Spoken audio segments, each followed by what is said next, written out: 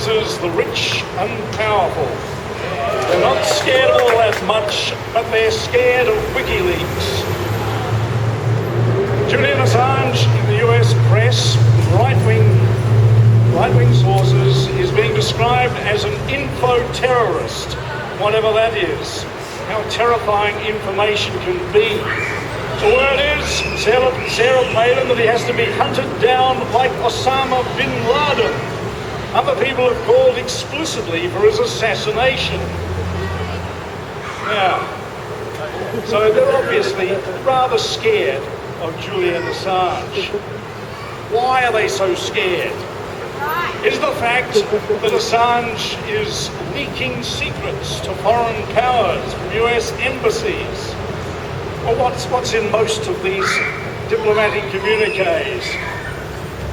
Is the Italian government, for example, particularly surprised to discover that US diplomats in Rome think that Berlusconi has a taste for young women?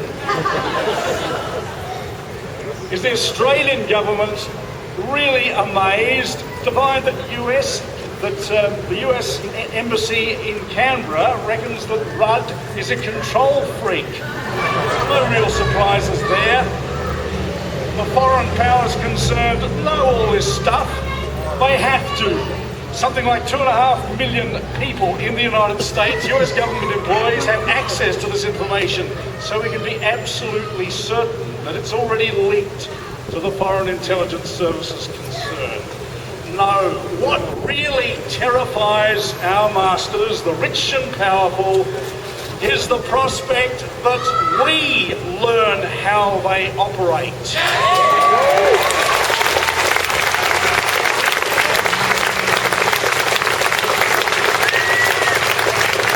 We already suspect many of these things. Here they are in black and white, attested to by US diplomats.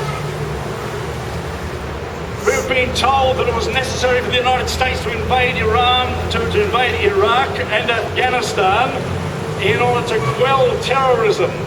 Now we find from US diplomats that the key source of financing for terrorism internationally is not Iraq, it is not Afghanistan, it is Saudi Arabia, which is the United States' strongest ally in the Middle East, just about with the exception of Israel.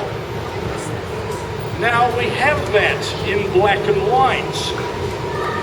Now we know that the United States thinks so little of the United Nations and the third world countries that it largely represents that it spies on leading United Nations officials. What's the purpose of getting Ban Ki-moon's fingerprints if it's not to try to compromise him, if it's not to try to frame and blackmail him and other people in there?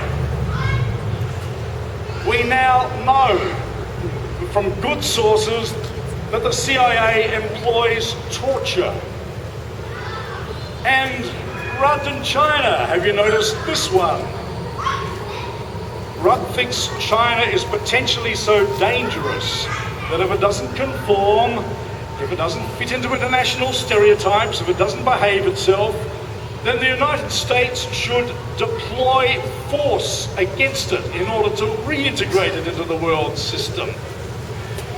Think about this a little bit. The United States spends 9 times as much on its war budget as the Chinese do. Nevertheless, if the United States and Australia were to attack China because the Chinese didn't do exactly as they were told, there would be the mother of all wars in our region. And our foreign minister is quite prepared not just to countenance this, but to actually recommend it. How do we know before that we had such a warmongering maniac there in the lodge and now in the foreign ministry? But those are the facts, and that is what's shown by the Wikileaks revelations, and that's the kind of reason why they don't want this stuff getting out.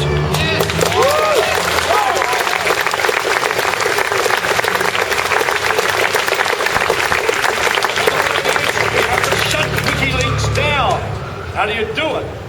Well, maybe they've done something wrong, maybe something against the law. Now, George Brandis federal opposition spokesperson on legal affairs looked at this, senior counsel, very knowledgeable in the law, and he says, well, there's nothing in Australian law that he seems to have broken, nothing in United States law either. That's the Liberal Party. But Hillary says what Assange has done, what Wikileaks has done, is illegal. And of course, our Julia also says it must be illegal. But why is it illegal? The pundits in the United States talk about treason. Treason? This is an Australian citizen living outside the United States. He received unsolicited material from a source he can't identify, and he publishes it, and so does The Guardian publish it, and the New York Times, and the Australian, and Le Monde, and El País, and it's all supposed to be illegal, it's all supposed to be treason. Since when has United States law applied across Australia and France and Spain and Great Britain? US law applies everywhere. The implication there is the US government is the world government.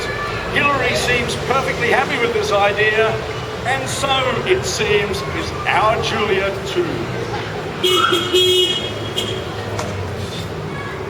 What is actually US law?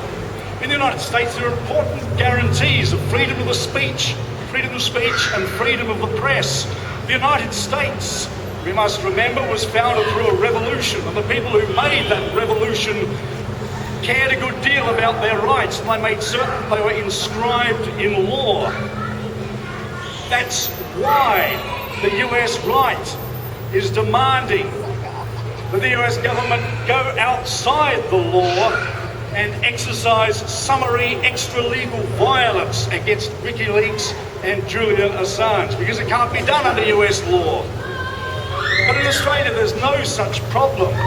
Australia wasn't founded through a revolution, the Australian government. It was founded through an act of the British Parliament. So we have no Bill of Rights here in Australia. We have no guaranteed rights to the freedom of speech and freedom of the press. Governments in Australia can do whatever they like.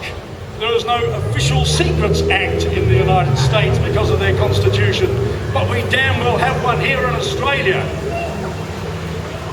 Okay. So, Julia is faced with this problem. It's not illegal what Wikileaks has done.